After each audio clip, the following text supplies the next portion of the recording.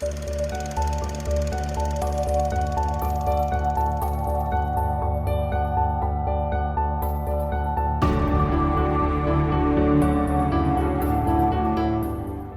I'm Sophie, and I haven't seen a lot of movies.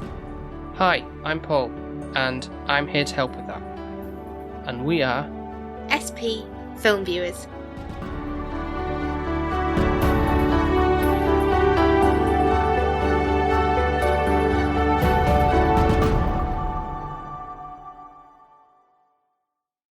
Well, it's a long time coming, but finally getting around to covering this film. Very excited. I think this is going to be my first ever Western. Ever? You not seen any at all? Or just kind of just bits here and there, maybe on class as watching what was it? Unchained? Django Unchained. Yeah, I don't really think that's a Western though. No. Did you play Red Dead Redemption? Yeah. So that's your Red Dead. interaction of that. Yeah. Where it was, but not a film No. sense or TV or anything like that. No. So this one is, when people think of westerns, this is like up there as like one of the greats, really. This is kind of wasted on me, isn't it? Because I can't compare it anyways. Well, I know that, but you do know the famous musical score that kind of features that you'll have probably heard. Dun, dun, dun, dun. That's the one thing, which I remember years ago when the composer Ennio Morricone passed away. I think there was a tweet or something like back. It was 2020, so it was a long time ago. But I can't find the article, unfortunately. But it was like something very sensitive, like the guy who did music dies, and that was the headline of the harsh. Yeah. It's like, you go great for surmising, his whole career just in that. Is it 2020 or 2020? 2020, 91 years old. Right. So he's an accomplished composer of the music, but he didn't direct the film. But I'm just saying, like, that's like for like those classic westerns and stuff that he did a lot of work for, but he's done a lot of. Well, I know that one. Yeah. I don't know why I know it yet again, but I do. I'm aware of it. Mm-hmm. Got some shootouts as well. Yeah. Well, and if you haven't already guessed by the title, the film we're talking about is The Good, the Bad and the Ugly. Which I'm kind of looking forward to, because obviously we've got a Patreon which is The Good, the Bad and the Weird. And the Weird, yeah. Yeah. And I always want to say ugly, and I don't know why. Again, it's just a thing that's... And I really struggle. I always go, ugh. Because when you read it out, yeah. Yeah, because it's like, it should be ugly, not weird. Yeah. So, I'm intrigued to see... what this offers. Yeah. I don't know if I like it. I can't really say how I'm going to feel about a Western. Well, I'll tell you now, it's quite a long, lengthy one, but hopefully it's pique your interest for what it's got to offer. But I think there's enough of the character. Obviously, the three people, the good, the bad, and the ugly characters of it, I guess. Okay. Yeah, so, in a sense, so I'll read the synopsis that Google has. During the Civil War, two men, Blondie and Tuco, form an uncomfortable alliance while looking for treasure. They must also outwit Angel Eyes, an outlaw who wants to plunder the riches for himself. Well, that's not his name, is it? It's a nickname, isn't it?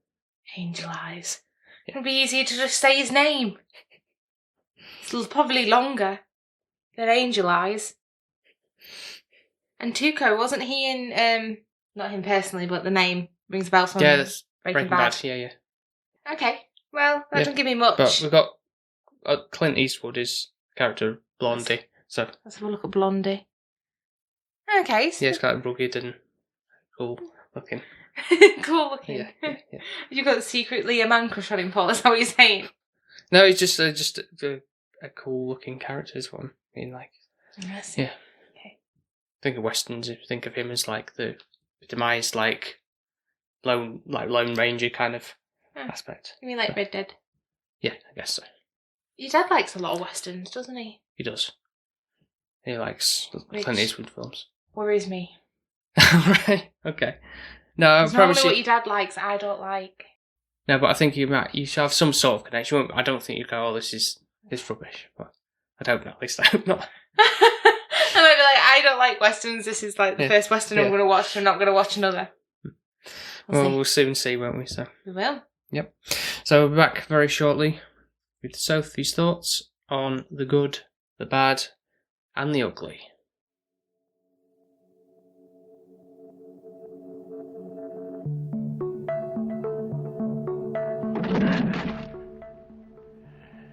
I've been looking for you for 8 months.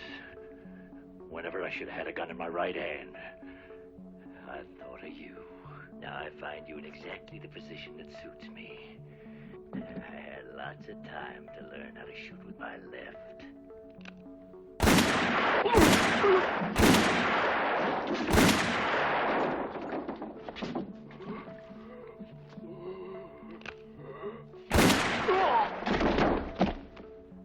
When you have to shoot, shoot, don't talk.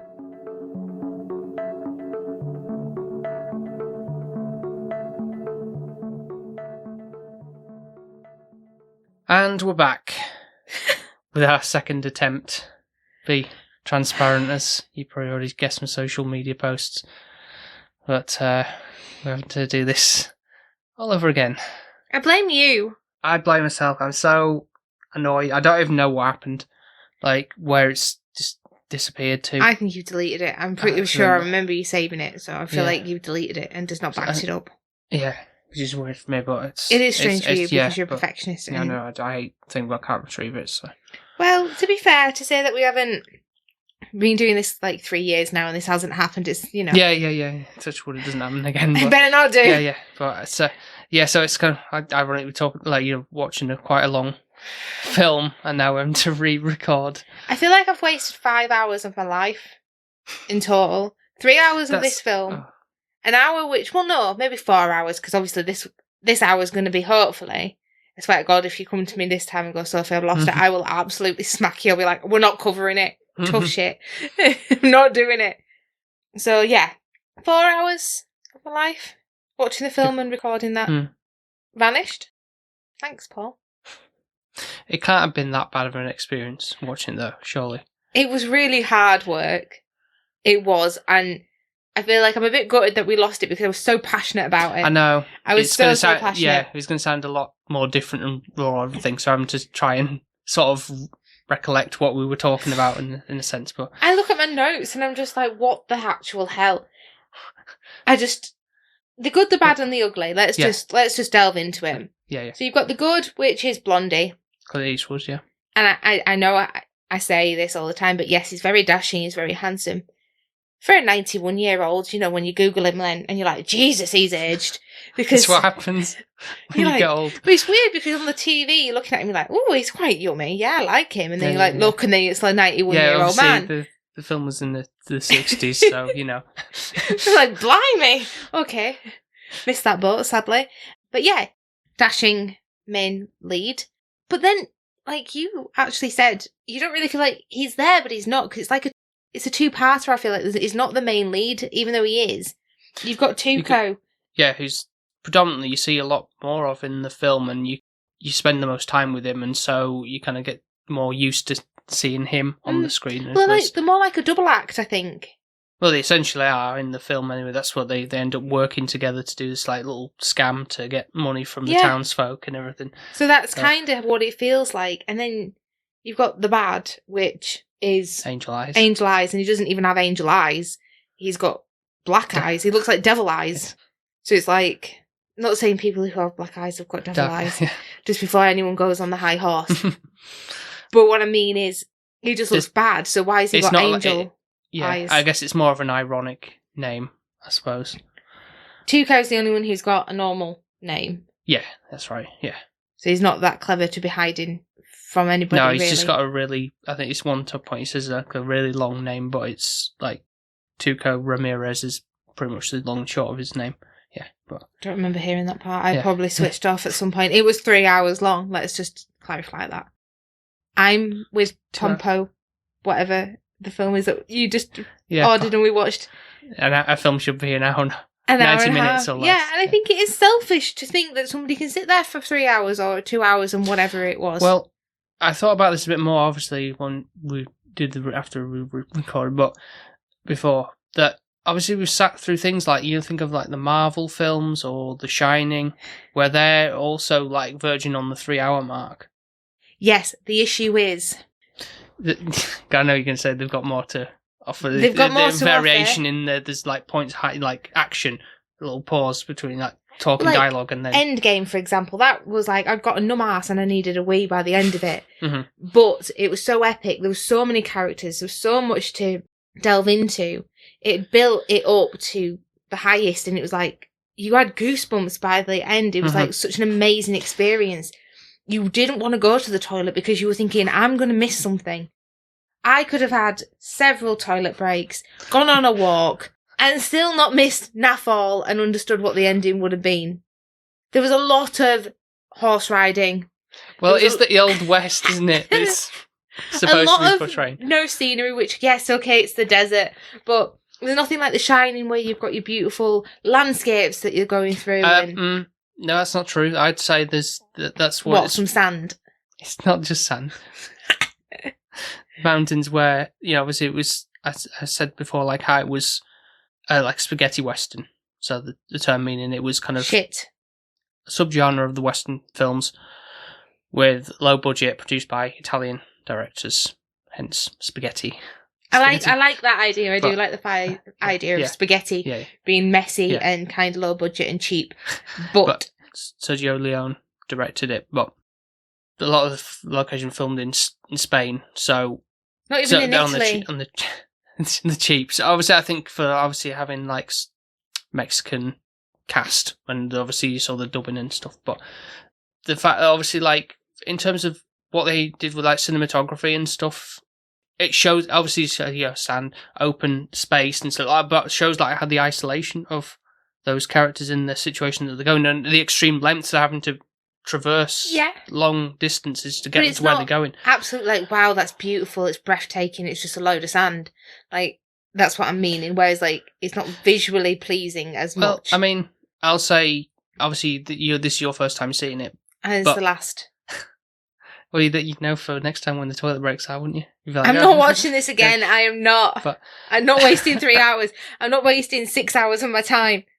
But for your first experience, obviously got the 4K experience of it this time as opposed to... So, but you even admitted, like, oh yeah, that's pretty good in terms of like, the detail was stuff. Good, like, you see all the sweat and stuff that's going on with it. So you can't say there's not a visually pleasing in that sense, surely. I'm not faulting the 4K, Paul. That's not the issue. Just the scenery and the... And you didn't let me finish. I was going to say the dialogue, the story. Right. Like, it could have been confined. It didn't need to be so long. There's a lot of staring, and I know you're saying it's to build suspense. Dramatic, especially like Mexican standoff at the end. Yeah, but it's just like, oh, just bloody shoot someone already, will you? I'm sick of this. Like, panning to somebody's eyes, and they're not even like, I don't even feel it. Like, they're just like staring. It doesn't feel like it comes across like what's going to happen. I couldn't care less. I have no attachment. To differ. I think like the music. I can't fault the music. There's a lot of things you can't fault, but then you're saying going against it. Well, no, I said I can't fault 4K, which I can't because it's brilliant in 4K. That doesn't mean that the movie should be in 4K. I'm not too fussed. I feel like it's one of those where I'm like, No, but for fans of the film, then great. Deserve it. It well deserved it because it's like 8.8 on IMDb. So what, the 4K quality? No, the film? the film. It's the film itself. The film itself, not the. Yeah, well, I don't really listen to that, do I? No, you don't. Because I don't really care what other people think.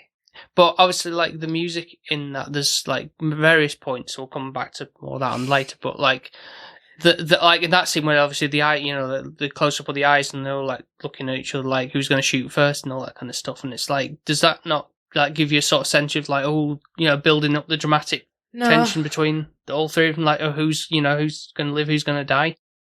No, I just felt like they dragged it out. Fair enough. The music was great, though. The music within it was fantastic, but there's just a lot of scenes where it just feels like we could refine this. We don't need to be so long. There's certain bits where when they get into camps, and I know it's obviously to do with the Civil War. Yeah. That for me, yes, okay, I understand that you want to kind of enhance and show how hard it was and tough. But at the same time, are we a Western or are we a Civil War movie? Which one are we? No, I see your point, but I think it elevates it a little bit more as opposed to what the film has to offer. If it was just like the run-of-the-mill Western thing, like, a guy walks into a town, saloon, whatever, shoots up thing, and, right, someone's got to stop him. Oh, I'm the Lone Ranger who's that's just assuming what I was going to say. That's literally what I thought. Because that's a lot of Western films. To be fair, that's what the title is to me: the good, the bad, the ugly. So you've got your good guy who's saving everybody in the saloons and obviously bringing in the baddies and collecting his bounty. Which that's not the case, is it? He's not good at all. Well, he did stroke that little kitty cat. Where the hell did the cat come from? And that shows he's a good guy. He's caring. No, I just don't get it. It's like, well, that scene also, that could just be chopped out. That doesn't need to be there. Like what quality does that give? Sake of not even 10. But why? Where's the cat seconds. come from? Where's he sat? Like, it's in the camp. Someone's brought a little kitten with him. A load of rubbish, and he's not good. He's actually. He's a bit of an anti-hero. He's a criminal in himself. He's breaking the law. He's collecting bounty, ripping off innocent people for his own good. Yeah. The overall theme of the film is like about greed, I'd say. And I think that's something I don't gel with. I'm not a greedy person.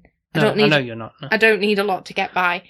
Obviously, money, root of all evil, just like it is, and I think that's what annoys me about it, because like literally somebody's just died, so you're ripping off whatever they've got so that you can benefit. And like, I understand you can't take it in the afterlife. I get that. Obviously, the Egyptians didn't get that memo back then. No. And I also think it's disrespectful that they're actually going out of the way to loot a grave. You know me, I'm weird with that. I can't even walk on a on the grass of a grave. It freaks the living crap out of me. Never mind digging somebody up and taking their belongings that they clearly wanted to keep.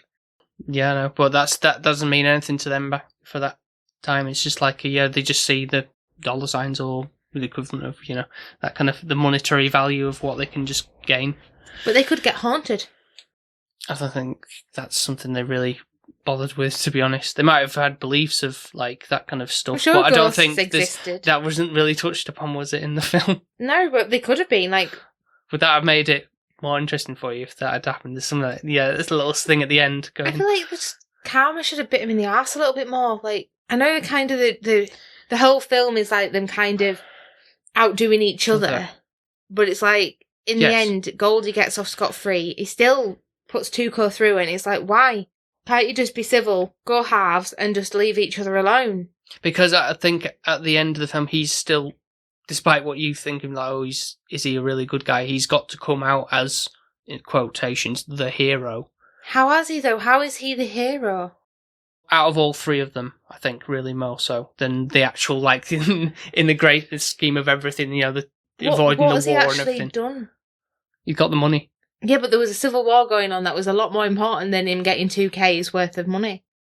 I just don't get the film. I just don't understand it. I don't get the purpose of it. Don't understand why it's too long. I'd cut the Civil War bits out and then it can just be definitely a Western. But then what purposes does the film have? Like, are you connected to any of the characters? Like, I really wanted to be like, oh, the good, right, okay, I'm going to be on team good kind of thing. And I wasn't. I couldn't give a shit about anyone if they died. Like, I couldn't care less. Really went in feeling for Clint Eastwood when his lips are chapped no, and he's because he deserved it. Really? They shouldn't have ditched him. Oh, yeah, and then the good part... She was on the other foot then, and then... What should have been good was he just leaves him to hang then. If he's got a bounty, like, the right thing to do would just get... If you don't want to be doing your comedy act with him, just... Comedy act? Kill him off, let him get hung. Well, Pick somebody else who's more worthy. Well, somebody else did get hung, didn't they? Yeah. That other guy. But that one... That was... Yeah. That wasn't actually Blondie's fault. No. It was Tuco's, but he could have killed Tuco off, but it's like dead wood. It's like, it's easy, right? Oh yeah, we're doing this little act, a little duo, and then just pretend that you don't get to shoot. Right, okay. Deadwood's gone now. Sorted. I don't really know what Angel Eyes brings.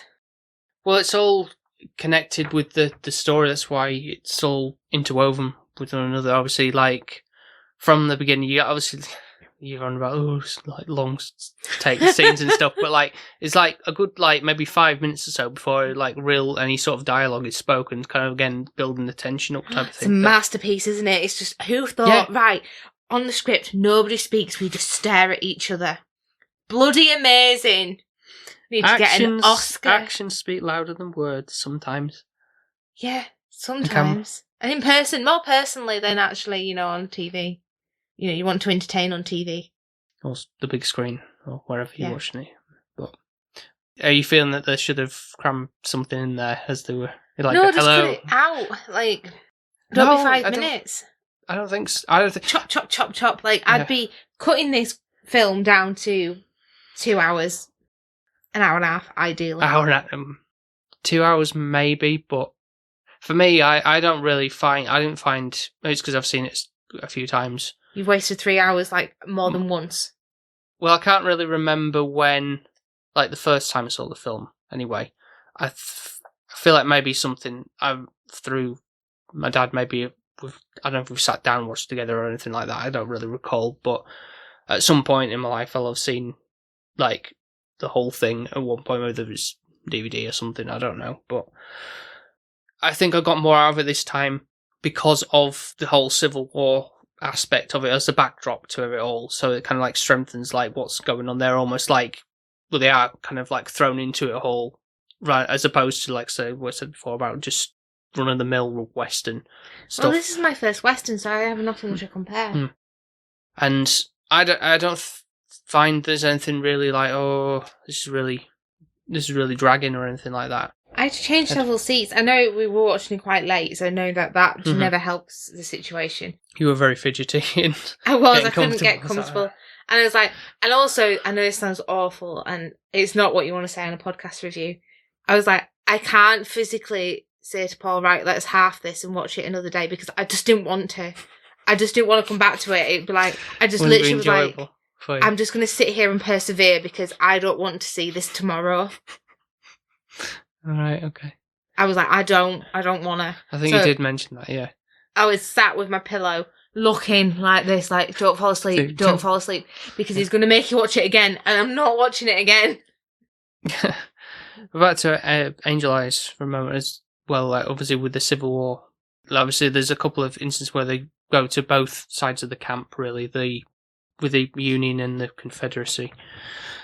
And so, obviously, like, he's looking for this Bill Carson guy. Yeah, this name's dropped around, and it's like, I didn't have a clue who Bill Carson was. I know Tuco was pretending to beat him, but obviously Angel Eyes knew Tuco, so knew that it wasn't real. Him. But because his ears pricked up when it's like Bill Carson being read out as a prisoner. It's like, yeah, where is he? But then it's like, yeah, Tuco steps in. And I just didn't understand. Well, because at that point, I believe, if I can remember this correctly, that they've come across Bill Carson in the wagon, because obviously that's why he knew the name of the location and stuff. Like Tuco knows part of it, and Blondie knows the other part. And so that's why they need thing. Yeah. That's why they need to know from each other. That's why they're keeping each other around, because you've got one piece of information I need to get the location of the graveyard, and then Blondie's got the information on where the tombstone is. So was Bill Carson then on his way? Was he on the way to go get the grave, or was he going into prison? Because it was like a regal. I think looking it up, it was something to do like a medical thing. Like as if like, all right, this is a thing to be taken away to like go, seek medical help or something. I think I've read that from the Wikipedia article. Whether it's actually true, I don't know. Obviously, there's nobody manning the horses. The kind of horses just roaming free. Yeah, loads of people in there. Yeah, there were. Yeah, so whether it's just that's the thing of, I don't know if that was a thing where they just crammed a load of people, potentially dead bodies, in the coach and just went, yeah, go run up, and where you going? I don't know. Unless it was a shootout and somebody knew who was and they already in there. got something, yeah, and the horses just bolted, yeah. But in that scene, obviously, when Angel Eyes brings Tuco in, or sit down, have a meal, and everything, and be all nicey nice to him, and then doing a whole like interrogation thing, and the music's playing outside with the other prisoners and stuff. So back to the music very briefly, like the song's called "The Story of a Soldier," so it's like a mournful ballad that they're kind of playing over the top to sort of like mask out what's the the abuse that's going on inside this cabin. It's obviously cut back to that, and you even see like the prisoners like shedding a tear, like I don't really want to be involved in this.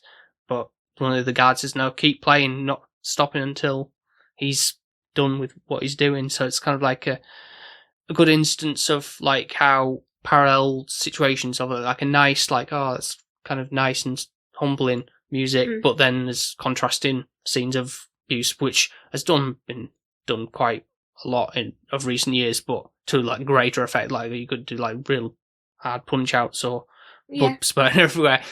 So things like that are just really like stick out as like, I can see how these things like that have influenced, obviously, especially Tarantino.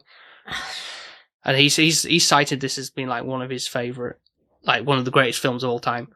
And as you'll know, well, you sort of seen a little bit from Kill Bill, but as he's gone on in films you haven't covered yet, there's inklings of that in what he's done in later years, and I can see he's very heavily influenced by it.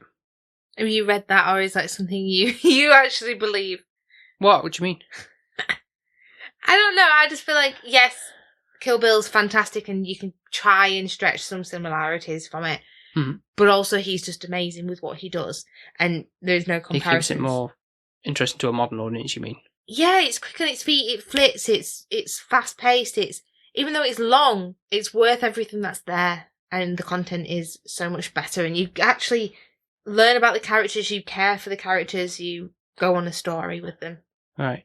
And that's what a movie should be. It's a story being told. Well, it will be interesting later down the line when we get to it, but I'll say it now because by the time we get around to it, it'll be a long I'll forgot it's a goldfish. Yeah.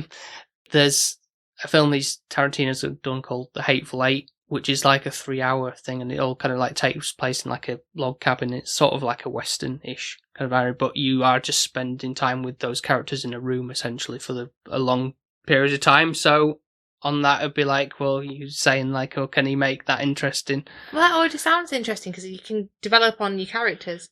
All right, so you're saying in this there was no, not even between the two, like the thing of like, you've got to keep you alive, but also I need the information from you to. I feel like the background of them. Like, there's no background story. You just kind of getting, he's good, he's bad, he's ugly, but actually just seeing like a little 5-minute quip it. Not really like what learning about them. Yeah. Despite what the film length, you mean? Yeah. Right. Okay. You don't know what history they've got. What I don't think you really need to. But I just think unless you want a little quick montage of like, this is Tuco, he's done. Well, that's kind of what they did, but it was just a load of crap, wasn't it? It was just showing you the presents, and it's like, well, you could have done that while I'm watching the film. You didn't need to do like a little 5-minute snippet of each other. And he's not good, so that annoys me. It's like, it's just, unless somebody's got a different interpretation of what good is. He even annoys me because when he's being starved to death and like who's this? Sorry, Blondie. When he's being starved to death, lack of liquid and all of that, and dehydrated in the desert, and then they end up going to where the war people are injured. Yeah, and Tuco's brother's a priest there. Yes, he even uses a bed for what people would need. If he was so good, he would be sleeping on the floor and letting somebody else who needed that bed have that bed. Yeah, it's almost like. I guess it's coming across that in a sort of roundabout, but maybe not point out too much for the fact that he's kind of like he's selfishly doing this like a despicable act of like, in a sense that he's doing this for his own good.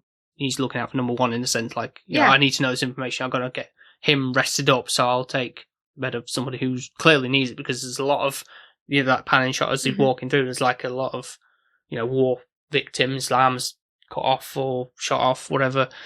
Bandages on their heads and stuff, and it's like, it's. I feel like it's very anti-war, sort of like what Grave of the Fireflies was in terms of obviously pointing that out in a snapshot of that, not lingering on it too much. It's kind of just going through, like, okay, you can see like this is what the effect of war is. Yeah, and similarly later on when the whole thing with the bridge and stuff, and the captain's like that scene as well annoys me with the bridge. It's like they don't actually help any of. And they don't seem to have a side of who they're meant to be on. They're on any side that benefits them. Yeah, exactly, yeah. With the war. They flit in between wherever that benefits them, yeah. And then the bridge, it's like, well, you could have actually done that sooner to help kind of stop it and help. Yeah, but one again, it's like, side. right, we need to get across here. Let's Yeah. use these explosives, almost like a cartoon sense, like carrying a little box of explosives on a stretcher, and then going, right, put it down. Like, oh, we're going to help this guy out, and then as soon as the other people walk away, right, carry on, yeah, and stretch it up, and yeah. It's a load of rubbish. So it's in things like that. That's kind of like a tongue-in-cheek aspect of it. Obviously, it's not meant to be really like rip-roaring funny or anything like that, but just like just funny how that they are just out for themselves and themselves alone. None of this made me laugh.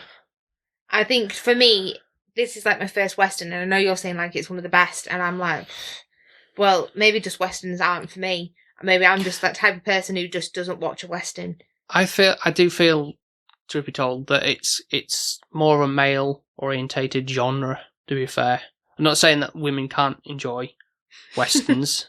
To be honest, I feel I've yet to meet somebody who's like, oh yeah, I love them. I don't think I'd invest in a Western. Well, your dad quite likes a Western. He does. Which, yeah, makes some sense for you, I guess, but I just... What does that mean?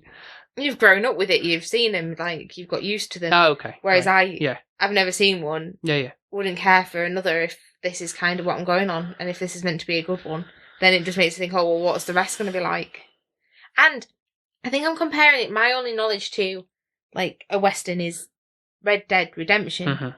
And I really enjoyed that, and I was comparing good to him. In that, yeah. So, like, Blondie wasn't like that character. But you wouldn't have a character in a game that you'd be like, oh, why am I playing as this guy? He's an absolute arsehole. Because you might want to be a bad character. Like, on a Sims, you would, like, you can be an evil character because you're just not evil in person. Haven't you done that where you've, like, locked your Sim in a room and burnt them? Everyone's done that. Yeah. Drowned him and took away the... So it's funny, yeah. Yeah. But it's not really the same as... Oh, no, but, like, you can be evil and, like, go rob somebody's house or be mean to everybody, you know. And I know... You can do that, and you would have that as a character. So I get the moral of that game. You wouldn't. You'd want to have somebody good. Yeah, you're supposed to be the good. Yeah. But wasn't there a game you played where you could choose two different storylines, and whatever you said depicted? Yeah, there are other games like that, but I think in terms of like what you're saying about Red Dead, like the Western genres, you can't really have a. It might be fun for a little bit being the bad guy in that, but at the same time you'd be like, oh, no, why am I rooting for, he's got like a family and all that kind of stuff that he's trying to support. I think that's what I kind of were hoping for a little bit with Blondie. Oh, it's for him to have like a woman of desire or something. And I thought that was the case when Angel Eyes was kind of slapping that woman around and that it was actually Blondie's. Yeah, and then he'd come in and go, don't do that. Yeah. But that's what I'm meaning by him being good, so it really frustrated me because it's like, that just doesn't seem to be fitting for the character. Yeah, it sounds great. Like, the title is catchy, but that's about it. That's surmising that, yeah. Catchy title. Good music. Yeah. Overall. Yeah. And brilliant in 4K. Well, fantastic.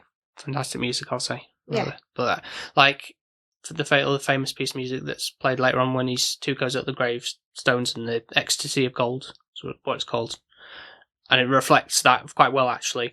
Well, obviously, he's desperately, like, scouring the whole grave site. Like, where's this Art Stanton grave that I'm looking for?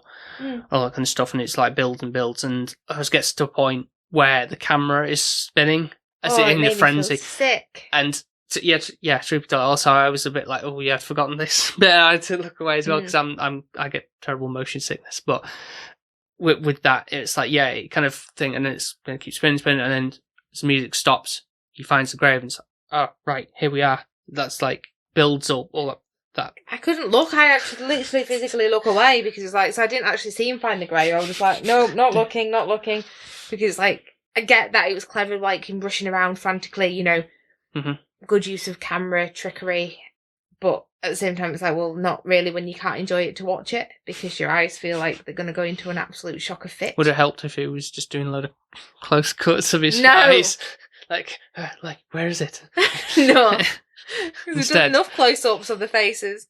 I don't think so, really. I think it's more... I think you're more thinking at the end of the standoff where it just seems like there's a lot. It goes on forever. But... And actually, I got a bit confused with this standoff. All right, yeah. You remember me saying? Yeah, because you would. But for the listeners who don't have that, released version, I will say it again. So basically, I thought Blondie and Tuco went to shoot Angel Eyes, and they both went to shoot him, but actually Blondie shot Angel Eyes. Yep. You told me that Tuco was actually going to shoot Blondie, but couldn't. Yeah, because he said that Blondie said to him that after the fact, like, why is there nothing in my gun? It's because he took the bullets out while they were sleeping, resting up after they'd done the bridge explosion. So that he knew that he'd be safe in his pursuit, and he know like, I would just shoot first, basically. And that's one sorted. No, I don't even have to worry about Tuco shooting me because he can't shoot me with no bullets. So that's protecting himself and staying one step ahead. So it's kind of like a twist on the fact, like you're thinking. That's a bad character, though. It's a bad character move. What, not looking out for himself? Stealing someone else's bullets. Well, I didn't necessarily say steal. I just said he took them out of the gun. I don't know where he put them.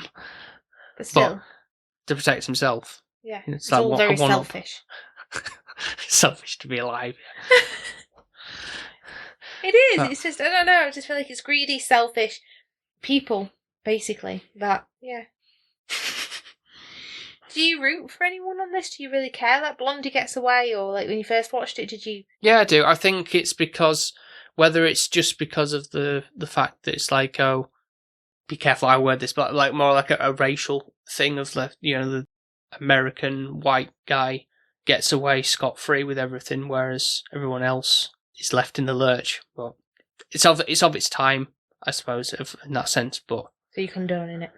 No, I don't really have a problem. I'm just pointing out that some people. Blondie as a character, though. Oh yeah, because I like Clint Eastwood, and from his his kind of like almost silent-ish like tone, and just like just his acting is brilliant. Like I can't fault him, but I just don't think what he was given to produce with the script is fantastic. Right. Because in other films he's done with this is classed as like the Dollars trilogy. There's the first one being Fistful of Dollars, where it's him on his own, and the same with, I believe I haven't seen it in a while, but A Few Dollars More, and then Good and Bad the Ugly was tagged on at the end with the release. So they all have the theme of the man with no name. So Blondie is just something that he's been given by Tuco, just because like sort of blonde hair, and so he's never referred to. He never goes, "Oh, no, it's not my name" or anything like that.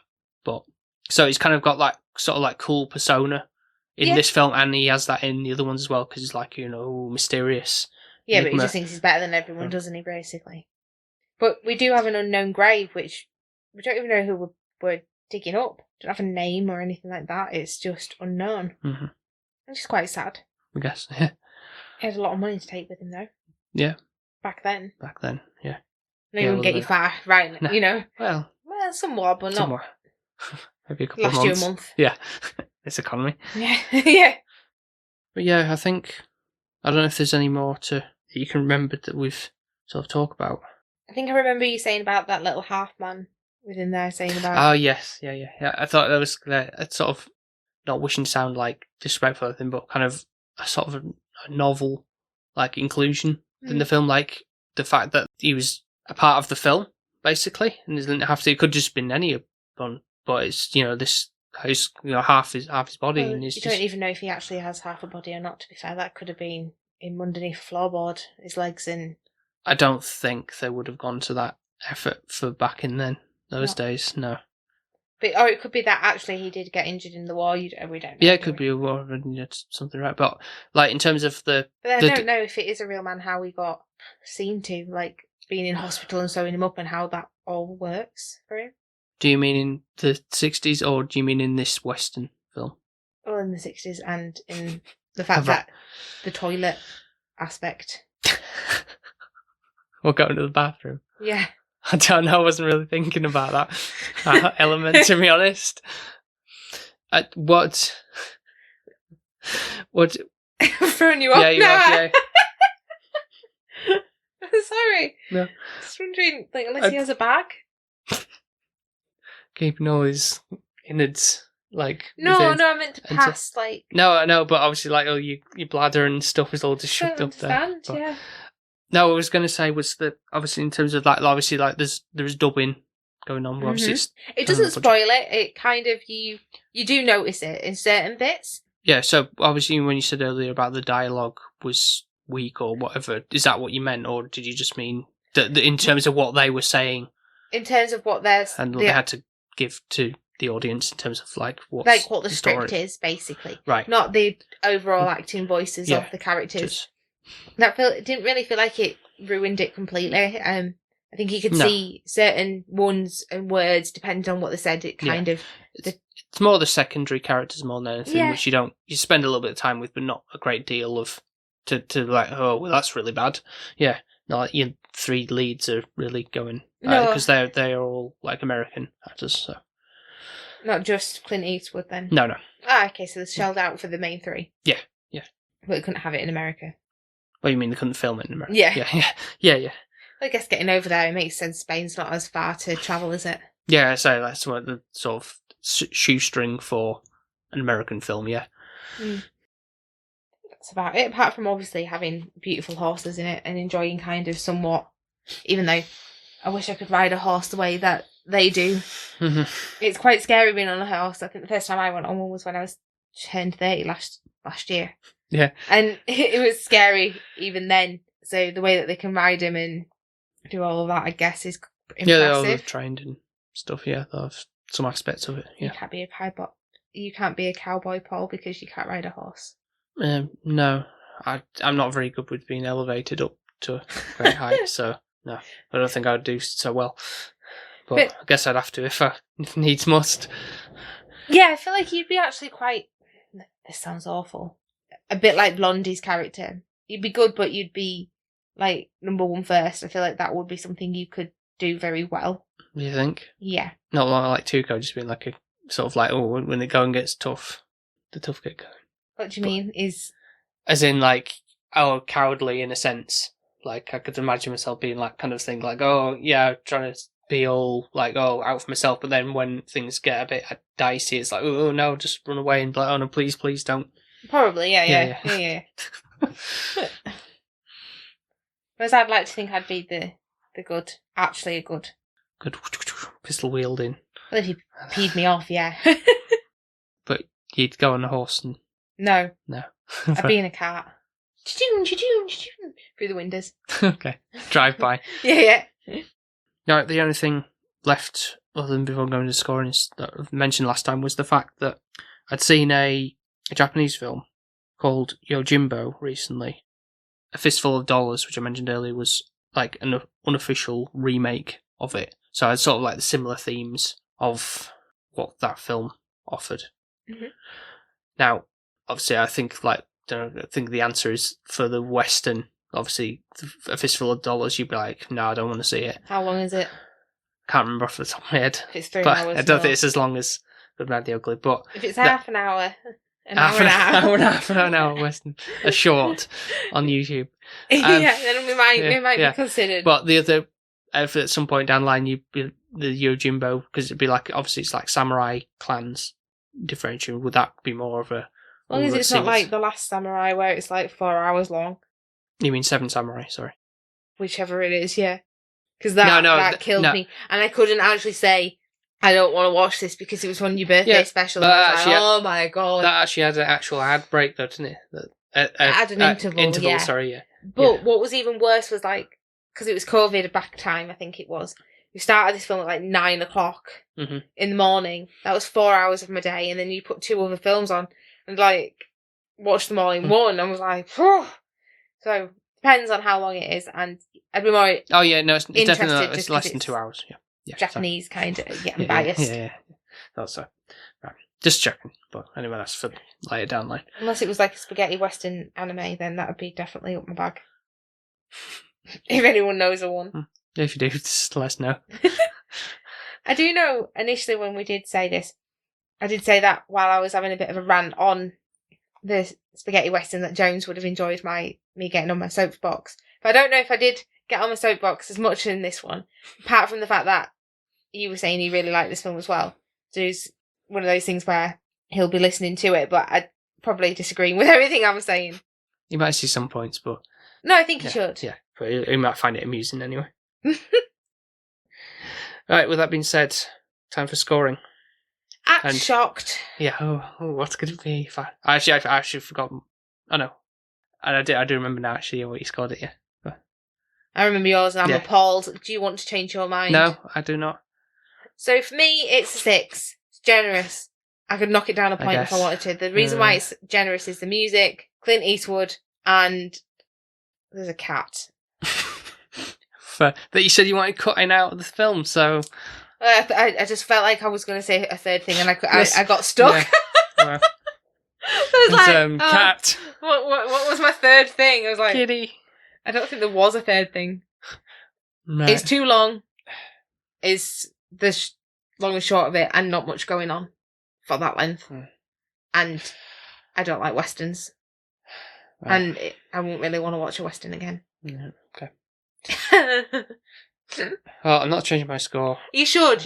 No, You should change it. No. I feel like my points are valid. No, I say I disagree with most, if not all of them, really, because... No, you don't. We're married. Mine's a 10. No, it's not. Yeah, yes, it is. You can't change No, my it's mind. 10. I changed my mind. I really No, you don't. enjoy it. This isn't... But when I say it's a 10, it's not like a 10 like, put that on like next day or anything like that. It's a 10 that I can appreciate and come back to every so often and be like, yes, I remember why that... What makes it a 10 then? Can you please, like... The music, is, like I said, for one thing, is fantastic. The score, brilliant. Okay, yeah, it's still not Gives the condonable of a atmosphere. 10. The cinematography, that you were like, it's just the desert. It's just Whatever. a desert. Don't make me sound thick. No, I'm not doing that. I'm just saying. Carry No, on. because of what you were saying before. Commence. I think, like, it is a very simple storyline when you cut to the bare bones of it. Yes, it is. Right. We agree on one thing. Well, no, you agree on two things. You said the music was good. Yeah, well, that was just an obvious agreeable. Yeah. And The fact that you're saying that there's not much going on in the storyline is what I've been saying the entire podcast, but you're giving it a 10. Sorry, I'll shut up now. But the fact that all that and yet it's got so... I feel like it's got so much offered throughout it, and I'm not going like, like I said before, I'm bored with this or anything like that. I think it's engaging with what it's got to offer, and I say, like, I got more appreciation this time. Not obviously don't know every ins and outs of the Civil War, don't get me wrong, but like seeing that more of a like instilled within the film, and that's almost like a bridge scene is almost like changing history a little bit for them. It's like, they were the ones who blew up the bridge, not whoever it was or whatever occurred. You know, a cannon was fired and that was that. Mm-hmm. It was they got involved, and that was part of rewritten history. So that kind of element is kind of interesting, and looking at on that side of things, and even like obviously the very end as well, like climactic conclusion to it all, and it just how it's just really just a big influence on cinema, and a lot of people agree with that, and I'm sorry that you're not one of them, and I'm sorry that this has soured the whole Western genre for you, I guess, maybe. I just don't think I liked westerns in total, but just because people agree with you doesn't mean that that's the right thing to score it. No, I know, and obviously I'll go with the crowd or anything like that. I But was going to say, don't be a sheep. Like, no, but I really do see like the merit in what it offers. well, I'm glad that they didn't waste time making the film then if people like it. Just don't waste my time watching it. And watch it in your own time, please. Or with other people that want to see it. Just not me. Well, that's Sophie's thoughts on that. The only other one I could think that you might be interested in, there's a James Stewart film that's a Western. Mm-hmm. And I don't know if that would like sway you to... Is there a romance in it? There's a bit more of a traditional, like, go into a little saloon and like, this, like, Yeah. you see all the other people and then this bad guy comes in and stuff. So that's the John Wayne film as well. So that's more the typical like Western of the... How long is it? It's not 3 hours long. I can suffer that if it's... Even though when I did my birthday special, not every James Stewart film is great, sadly. But yeah. So, thank you very much for listening to our re-recorded episode, although you never truly know what was said in the first I think we go. covered the majority of it. Yeah. I remember you repeating yourself a lot today. Already heard it. Reliving it all over again. Oh, yeah, thanks for that. No, hopefully shouldn't happen again. I'll be more vigilant Sick now. of hearing you now. Well, hopefully listeners aren't sick of hearing our voices and would like to go and listen to some other episodes. And if they want to go and listen to them, Paul, where can they find that? They can go over to Apple Podcasts, Spotify, Podbean, or wherever else you get your podcasts from. And if you're not sick of us being upset about losing his recording or Paul showing everything that he's bought online, then, and if you're wanting more and more of that, and you haven't been following us, then you can do. We are on TikTok, Twitter, Instagram, under the handle SP_filmviewers. So go give us all that love and likes. Yeah, it'd be very much appreciated, and I'd also appreciate it if you joined our Patreon page. Like our good friend Danny Jones, we mentioned before. So hopefully he enjoys this episode. Yeah, and he's going to be featuring in one soon, due course. Soon. Yeah, look out for that. His handle on Instagram is at weightlossjonesy, if you want to follow him on there. And we also have your mum. Yeah. Nico from the Good, the Bad and the Weird podcast. Which you told me is a different film. It is. I didn't realise, and I've always struggled to not say the good, the bad and the ugly. So if you actually hear me, I'm like, and then Paul goes weird, and then I have to say it properly. So that's why Paul's taken this back on, because I fluff it up too many times. But yeah, I'll have to check that one out. It will do. And we also have Mark from 100 Things We Learned from Film, and Ben from Film Floggers. So if you do want to join our little family for £1 or $1.50, they just have to go where, Paul? They can go to patreon.com/SP Film Viewers, and you get a nice little shout out, as we've just done. You also get to vote for a film once a month. Yeah, so definitely go check it out and be part of our little extended family. Yeah, and lastly, if you would like to be so kind as to leave us a 5-star review over on Apple Podcasts, Podchaser, and wherever else they do the scoring system, that'd be fantastic as well. Fantastic, that was a good word. In a positive mood, aren't you? With your 10s and everything. Well, I feel like it's deserved of one, so... I'm just glad we've done it. Were you the one who wanted, sort of broached to be like, yeah, let's put it on? I've always been intrigued by the title and wanted to know, and then you were like, now you know. The Best Western. I'm like, oh, okay, yeah, great, put it on. And I'm like, okay, yeah, I just don't like Westerns.